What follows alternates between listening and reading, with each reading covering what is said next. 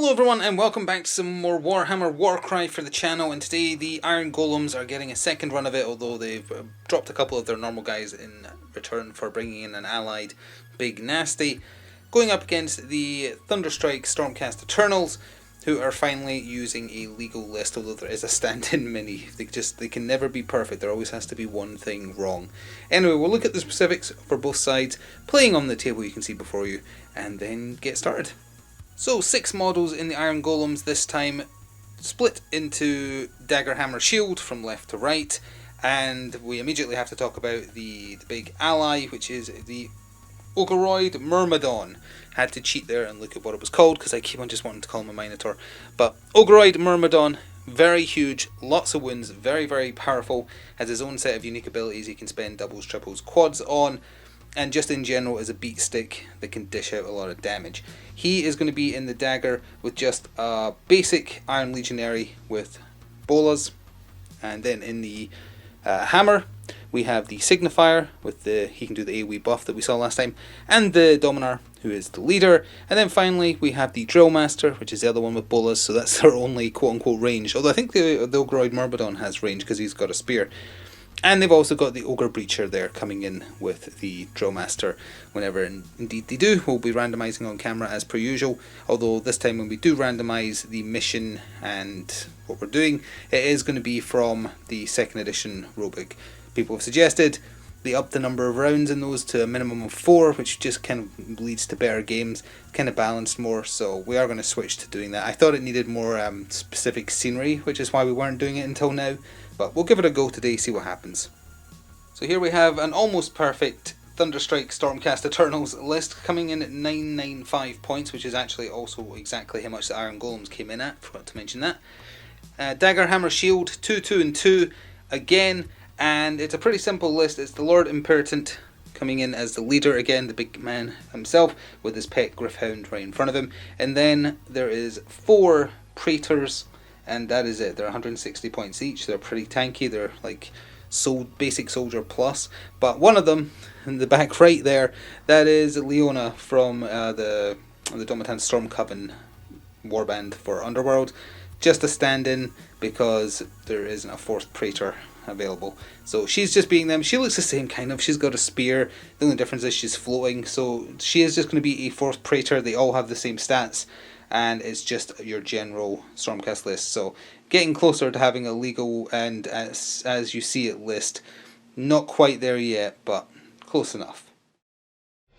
This video is sponsored by Noble Knight Games. Check out the video description below for an affiliate link that will take you through to their store, and it will help me out as well. Thanks. So we have rolled off, and the Iron Golems are going to be the attacker, and the Thunderstrike Stormcast, I'll just call Stormcast from now on, are going to be the defenders. And now we're going to use the 2nd edition rulebook to generate ourselves a battle plan and objectives. So 1 to 3, 4 to 6 for which page we're going by. So we're going by the page that of course is not sitting right, so I'm having to hold it, but we are going for, oh, it's done by a 2d6 style in this. Well, you know what, that's a 6, isn't it? So it's escalation. So that looks like only the hammers start on the field. Round 2, the daggers come in. Round 3, the shields come in. Hence it being called escalation. Alright, and then we'll flip over to the victory. There's not 2 pages. Oh, there is actually. There's 2 tables. Okay, well, 1 to 3 will be this set of tables, and okay. Actually, these kind of look like updated ones of the ones that were in the 1st edition rulebook, because like there's the comet that we did before. But we'll go by this. Well, that was a 1 or a 3, so either way it's this page. And it's going to be Cursed Relic. And the writing on this is absolutely tiny. Before the battle, 1 treasure token is placed on the battlefield by the defender, Stormcast in this case. It must be placed on the battlefield floor or a platform within 1 inch horizontally of the centre of the battlefield. During the battle, if a fighter is carrying the treasure at the end of their activation, allocate d6 damage to them. The battle ends after 4 rounds. When the battle ends, the player whose fighter is carrying the treasure wins. If no fighter is carrying the treasure, the player who has the most fighters within 3 inches of the treasure wins. Seems simple enough, although it is going to be a battle of escalation, hence us getting that deployment type, which is going to be interesting how it works with that. Okay, so we'll get set up and then be back. It feels very weird having so few miniatures on the table at the start of a game, but this is how we're going to start, although it does look pretty cool with like The two Stormcast have found the relic that they're after, but from behind the trees and the bushes, it turns out maybe it was an ambush, even though they're the attackers for gameplay purposes. Maybe they were ambushed by the Iron Golems waiting to see who would turn up and grab said relic. So the Signifier and the Dominar are there, ready to attack. Just two of the Praetors are kind of like the advanced scouts, I guess. From round 2, though, the bottom right corner of the table is where the dagger for the Iron Golems will appear, which is those Ogoroid Myrmidon and just the bog standard Legionnaire. Top left of the table, which you can just about see where that dead tree is where the Lord Imperatant and his Gryph-hound will appear. And then turn 3 of 4 is when the shields come in. So that's the Breacher and the Drillmaster for the Iron Golems coming in just off this bit here, and the other two Praetors to the far right of your screen as well. So we'll get dice rolled up, see who's going first. It's going to be a quick turn 1, but let's see what happens. Oh boy, do these dice not show up well on camera. Just to talk through, this is the Iron Golems dice that we'll be using. They rolled a double and they used their wild die to make a double 6, leaving them with 3 singles, which don't matter now. The Stormcast just had a double 3, and they decided that is good enough for a turn 1 in which not much is going to happen. They are saving their wild die to potentially use it next turn, and will also be going first. So the first turn got started with the Praetor on the right activating. They move forward, they're kind of slow, but they are toughness 5 with 22 wounds, so they don't go down easy. He moved basically kind of like a move and a half to block off this area. He is not picking up the cursed treasure because that's just doing unnecessary damage to himself. To pick up an objective, you just have to have moved within 1 inch of it during a move action for the most part. He's got range 2 on his halberd, so he wouldn't have been able to attack anyway. 3 dice at strength 5 though, capable of doing 5 damage on a crit, so they can dish out some good damage if they get lucky. For now though, just moving into position, which is what I imagine basically everyone is going to do in this first turn, but he is in a position to get attacked now. We'll see what happens. Well, the Dominar did decide to walk around the bush with his 4-inch movement as well. A lot of things on the table that move only 4 inches. And then for his second action, took some swings at the Praetor. 3 attacks at strength 5 against toughness 5, so he was needing 4s, and you can see the results right there, 4, 5, 5. So that's just 3 basic wounds, no crits. That's still 6 wounds though of his 22. He also does 5 wounds if he gets a crit actually, but bloodied his nose if nothing else. The second and last for the turn, Praetor activated for the Stormcast, using a double to do the generic double ability rush to add +1 to his movements. So his first one for 5 got him to the far side of where the objective was. He opted, because he was within an inch of it, to pick it up. And for his next action he did another move and has kind of fleed to the left of your screen over here. Now that does mean at the end of the round he's taking d6 of guaranteed damage. I think the given strat for this mission is normally don't bother picking up the relic until, or the cursed treasure rather, until the end of the game because of the damage. But he's trying to get up to where the Lord Imperatant is arriving, and as far from where the Ogoroid Myrmidon is appearing as possible. So that's why he's picked it up now. And the final action of a very, very brief turn 1 was the Signifier, who moved twice in order to get within 1 inch, i.e. in combat range, of the Praetor, so he can't as easily escape next turn. We're just going to roll for how many wounds he's taking now, because that is the end of the turn, and let's see how many wounds that cursed treasure does to him. It is doing 3 to him, which in the grand scheme of things isn't too bad. As we begin round 2, the Iron Golem reinforcements are here in the form of the Ogoroid Myrmidon and the Legionnaire in the bottom right of the table. And to the top left of the table is the Lord Imperatant, his Gryph-hound, and as you can see, they're not too far away from where the cursed treasure is currently being held. That is also exactly where the Ogre Breacher and the Drillmaster are going to come on in round 3, which will be a problem, but at least for now, he stands to be able to help out. The Praetor is holding the thing that will decide the victor. So now we're going to go roll some dice. And here's how the dice played out. The Iron Golems rolled a double 1, double 2, and they have used their wild die to make a triple, leaving them with just 2 singles here. The Stormcast had a triple 6 and a double 4. They have 2 wild dice because they didn't spend theirs in the first turn, but they have spent both now to get a triple 4 and a quad 6. I thought offhand that you couldn't turn a triple into a quad using wild dice. At a glance I couldn't see the rule. I swear I remember reading it somewhere, but couldn't see it at a glance, so we're going to allow it for now. We've never, to date, I still don't think we've ever seen a quad get used because they just don't get rolled. So if nothing else, at least it'll give us a chance to see something powerful, hopefully, happen. So with the Iron Golems having first activation, they of course activated the Signifier in an attempt to try and smack the Praetor that has the key objective. 3 attacks at only strength 4 though, going up against toughness 5, so he was needing 5s and 6s, and across 2 sets of 3 attacks he didn't get a single 5 or 6. That's the result of the second set of rolls right there. So a grand total of 0 damage, which is not a good start for the round. Interestingly, we're actually staying over here. The first activation for the Stormcast was the Gryph-hound, who made use of their double for rush. 1 extra inch, however, was not enough for him to get into 1 inch for combat, so he actually did a second move, making sure he's definitely within 1 of the Signifier, holding him in combat but not being able to attack this turn. The Dominar activated next, and he would have to retreat this direction, so he's decided to go through the Praetor he is locked in combat with, swinging at him twice, 3 attacks at strength 5, so he was needing at least 4s. I believe he got 1 crit across all his attacks and and 2 normal ones for a total of 9 additional wounds, putting him at 15 of his 22 in total. The Praetor activated, quite content to keep the Dominar held in hand-to-hand combat. He used his 2 actions to strike at him. Didn't do super great with the rolls, needing 5s and 6s because he's strength 4 versus toughness 5, and all said and done, did 7 wounds out of the Dominar's 20, so still pretty sturdy. Found that the bog standard guys can't actually really do much with triples or quads. It's only really the Lord Imperator that can make use of the really good stuff, so the Praetors are just kind of stuck. It was time for the big Ogoroid Myrmidon to activate. He moved 6 inches and did use both his actions to do just that, getting up the table as best he could. And if we just zoom in a little bit, right, kind of amongst there. He's a very awkward miniature to fit in, but he is right there.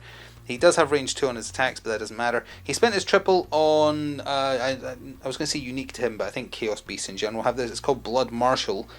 You pick a friendly fighter within 4 of him, and they take 1 damage. He issued 1 damage to the Dominar, right there. If the friendly fighter is not taken down by this damage, they get to make a bonus attack action. So he couldn't attack this turn, but at the cost of 1 wound, he can make the Dominar do it. He did. That was just 3 basic hits. 1 crit would have been enough to get the kill, annoyingly. 3 basic hits is 6 wounds right there, taking him to a total of 21 of his 22. So by the skin of his teeth, that Praetor lived. So last activation of the turn for the Stormcast was the Lord Imperator, who moved his 4 inches and then shot a lightning bolt into the side of the Signifier. It's 4 attacks at strength 4. The Signifier is only toughness 4, and he managed to get every hit through. The dice are just out of sight down here, but 1 crit and 3 normal hits. 1 damage for a normal hit, 4 for a crit. That equals 7 damage of the Signifier's 15 wounds. Almost half gone in 1 attack there. He's kind of in over his head, but when the round ends, he's about to get a lot of backup. And the final activation of the second round was the Iron Legionary with the Bolas. He just simply did a double move, getting right behind the Ogoroid Myrmidon there. So not much to say about that, so we're just going to roll for how many wounds this turn the Praetor that's holding the Cursed Treasure is going to get. And it is going to be 4 more wounds on top of him. So that's him up to 7. Yeah, 7 of his 22. It would help to remember that this Praetor actually did not get a chance to attack. So while issuing him the wounds he just took from having the Cursed Treasure in his possession there, realised, oh hang on a minute, he didn't get his turn. So he has swung twice into the Signifier, 3 attacks, strength 5 versus toughness 4, with him just about at half wounds. He managed to do a massive 13, bringing him to a lot more than he currently has. That brings him to 20. He only has 15 wounds max, so he did actually take out the Signifier fully. So we've had our first casualty right at the tail end of the second round, and now as we go into the third turn, reinforcements arrive. So as we begin the third of 4 round, the Stormcast reinforcements have come on, the last 2 Praetors with 1 standard. They are right there on the edge of the table and are looking to kind of come round behind the Dominar, although it's unlikely they're going to be able to cover enough distance to matter for who holds the cursed treasure. And over this end of the table, the Drill Master has come on this edge, locking the Lord Imperator in close combat, with the Ogre Breacher also appearing and staying outside of that 1-inch range, but nevertheless bearing down on the cursed treasure holder, who is just to the bottom right of your screen. And now we'll go to the dice rolls. And here's how the dice shook out. A double 6 for the Iron Golems, which they have turned into a triple with their wild die with 4 singles. The Stormcast have a double 1, we'll take my word for it, I hope if you can't see it because of the glare, and they turned a single 6 into a double 6 with their 1 wild dice, leaving them with 3 singles. So the Iron Golems are going first, but will they go for the treasure holder, or will they remove an activation by removing the Praetor that just has 1 wound left? Decisions. Well, decisions were made and dice were rolled. The Ogre Breacher activated, spending their 666 on Living Battering Ram, until the end of this fighter's activation. The next time this fighter finishes a move within 1 of an enemy, pick a visible enemy within 1 and allocate a number of damage points equal to the value of this ability. So his first action was a 4-inch move. He ended within an inch of the Praetor, so that's just 6 wounds right there. He then got to swing once, 2 attacks at strength 6 with a 4 damage characteristic for a normal wound and a massive 8 for a crit. If he'd gotten an 8, he would have killed him. He only got 1. It wasn't a great roll right there. So that's 4 on top of that 6, so that's 10, 15, 16, 17. He's at 17 wounds of his 22 left. So 5 more, rather, I can do maths. And he is out of there, but wasn't able to finish the job there. The heavily wounded Praetor with the Ogroid Myrmidon breathing down its neck, range 2 on its attacks, 3 attacks at strength 5. Attacked twice into the Dominar, doing an additional 11 wounds, which was pretty good, but not enough to finish the job. So the double 1 was spent on Blaze of Glory. You can only do it if you have 15 or more wounds. They get to do a bonus attack action, and he actually went full beast mode with that, doing an extra 9 by getting a crit and 2 hits through with that bonus attack from Blaze of Glory, taking out the Dominar and doing one last good deed before something turns him into paste on the floor. And with the Iron Legionary with Ebola's activation, he is gone. Moved up and then attacked with his bolas because he wanted more dice to roll. That's 3 dice at strength 3, so he was still looking for 5s and 6s for 1/2 damage. He got a crit, which was 2 damage, just needed to do the 1, so that is the Stormcast Eternal Praetor out of there, and that clears the path for the Myrmidon to start charging forwards. In an effort to try and lock the Ogroid Myrmidon in combat, one of the Praetors that came on at the top of the round moved twice. Nothing that could be done though, did not get within an inch to hold him. Even then he could just disengage and still move, but it would have taken a couple of inches off. As it is though, could not get close enough this round to stop what might be about to be a squish. Although he wouldn't be able to reach in one movement and they don't have any dice left to spend. So at best he could probably just lock him in combat, which in itself is dangerous, but it might mean he gets to live at least till the next turn. Or, more likely, the damage dealt him by the Cursed Treasure at the end of the round is going to kill him. And yep, that's how it went. He is a very angry boy. He did 2 movement actions to easily get to within an inch to hold the Praetor holding the Cursed Treasure there. He stayed outside of an inch of the Gryph-hound who hasn't activated yet, so that if he wants to move in, he's going to have to use an action first because he only has range 1. And most likely means that either he or the Breacher could pick up the treasure after the round rolls over to the final turn. We will see, of course, but that's what it's looking like. And sadly, probably too far away to influence anything at this point. The other Praetor that came on at the top of the round has also moved to catch up with the other one, and is most likely just too far away to help. Thanks to their diminishing numbers, forgot to put this here, we're up to the last activation of the Iron Golems for the turn, and it's the Drill Master who struck twice into the Lord Imperator. Her first set of attacks doing literally nothing, 4 attacks at strength 4 versus toughness 5. Second attack though, she managed to get 2 normal wounds through for a total of 4 wounds of the Lord Imperator's massive 30. And now it's over to him and the Gryph-hound to see what they're doing. Well, we might as well stay up there with the Lord Impertinent swinging his blessed Warhammer into the Drillmaster's head.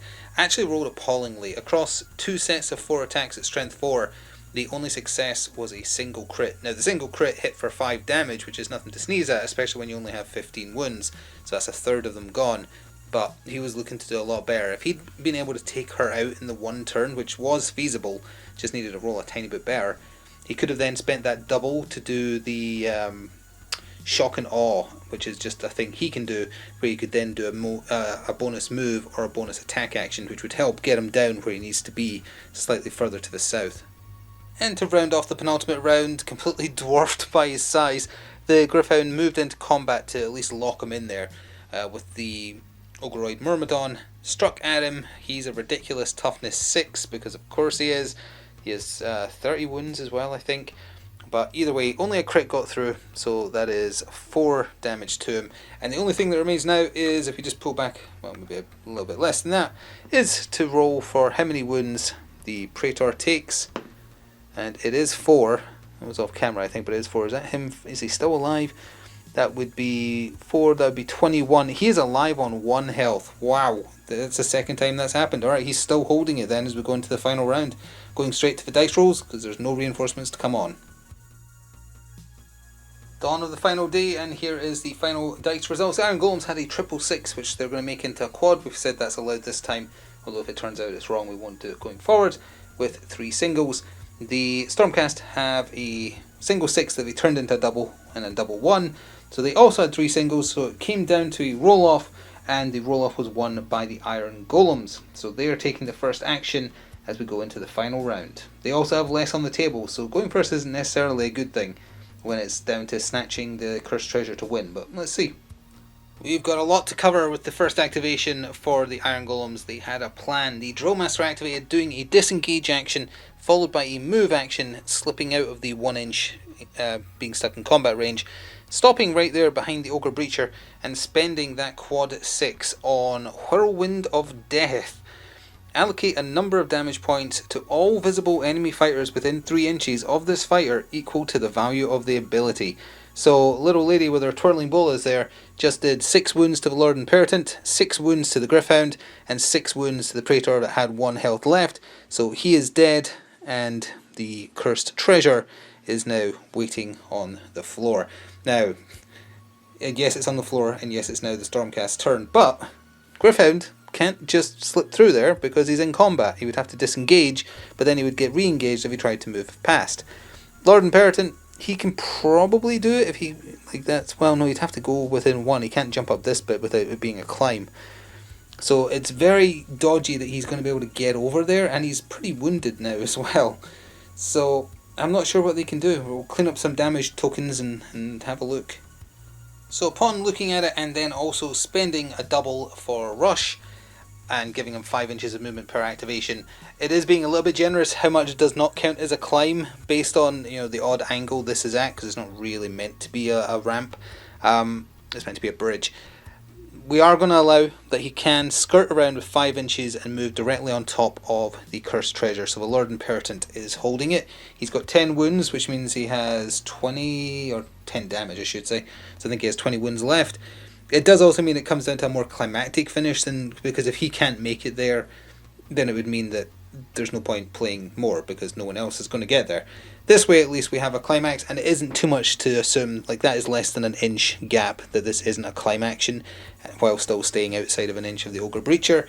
So we're allowing it, and that means it's going to be a bit more climactic, unless of course right now, well actually I was going to say if the Ogre Myrmidon just goes after him, but he's locked in combat, so the Ogreoid Breacher might have to be the one to do it. We'll see. So it was the Ogre Breacher who activated next. He had to move closer to get into close combat range to lock the Lord Impertinent in combat. Swinging at him at strength 6 against toughness 5, so he was needing 3s. He got 1 wound through and 1 crit for a total of a casual 12 damage. So he's at 22 in total of his 30, 8 wounds left, and the only person close by that can do it is the Ogreoid Myrmidon. Now he's locked in combat, but he has range 2 on his attacks, so I presume that means he's still allowed to attack him. He could also maybe kill the Gryph-hound. I can't remember how many wounds they have offhand, but there's still a couple of Praetors who can activate. They can't really do much, but they can activate. Oh, actually, you know what? They could do something. So the only thing of worth that can happen over here is one of these Praetors, it doesn't really matter which, locks this Legionary with bolas into combat. It means that they'd have to do a disengage, and then that means they're not going to be able to get close enough to do anything, even with their bolas, which have range 3? Yeah, 3 inches. So in doing that, it just locks him out of mattering. This Praetor doesn't matter because she can't get close enough to do anything. So really it just comes down to, even the Gryph-hound activating doesn't do anything. It just comes down to, can the Ogreoid Myrmidon kill the Lord Imperator? Because if he can, then... well, actually, even if he does, that would mean it's landing on the floor. So then it goes by how many people are within 3 inches, I think it was. That would still give it to the Iron Golems, I think. Yeah, it would. So it does just come down to what he can do with his turn. Need to look into it, see how many wounds the Gryph-hound has left for a start. And yeah, because anything else that happens over here is not going to influence the outcome. Alright, since it all comes down to this, we are just going to do it. Didn't see whether or not he is actually allowed to just attack, because he is in range but he's also locked in combat. So for his first attack action, he is going to go into the Gryph-hound. 3 attacks, strength 5 versus toughness 4. He needs to do 6 wounds, because it already has 6 wounds. That would kill it, and that would definitely clear him up for attacking the Lord Imperator with his second. We're needing to do, what was it, 8 wounds. So we're going to roll. Where could you see? Pull back a little bit and you should be able to see down here. Well, yeah, the Gryph-hound is definitely dead. That is 16, that is 20 wounds. That would have killed the Lord Imperator outright as well. So if I am wrong and he could have instantly attacked the Lord Imperator, obviously that would have won it right there. But the Gryph-hound very much splatted, which frees up his other attack action to do the same to the Lord Imperator. Strength 5 versus toughness 5, so he needs at least 4s. And that's cocked, so we'll reroll that, but that's 1 wound through. We'd need this to be a crit for it to be a kill now, and it's not. So that is 8 more wounds on top of the 22. Oh, that's exactly enough. 8, 10, 20, 30. Oh, never mind.